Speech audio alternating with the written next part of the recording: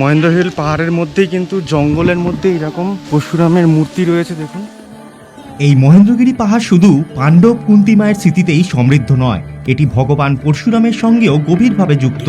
পুরাণ অনুযায়ী ভগবান বিষ্ণুর ষষ্ঠ অবতার পরশুরাম তার দীর্ঘ তপস্যার একটি বড় অংশ মহেন্দ্রগিরিতে সম্পূর্ণ করেছিলেন। কথিত আছে, ক্ষত্রিয়দের অন্যায় ও অত্যাচার দমন করার পর পরশুরাম এই পাহাড়ে এসে শান্তি ও আত্মশুদ্ধির জন্য ধ্যানস্থ হন। এখানে তিনি দেবতাদের পূজা করেন এবং নিজের অগাধ শক্তি সংযমের পথে নিয়োজিত করেন।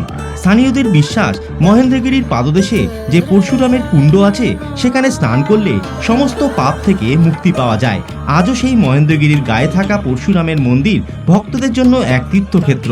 পাহাড়ের শান্ত পরিবেশে দাঁড়িয়ে মনে হয় এখনো যেন সেই তপস্যার ধ্বনি বাতাসে মিশে আছে, যেখানে শান্তি আর ভক্তি এক হয়ে গেছে চিরকালীনভাবে।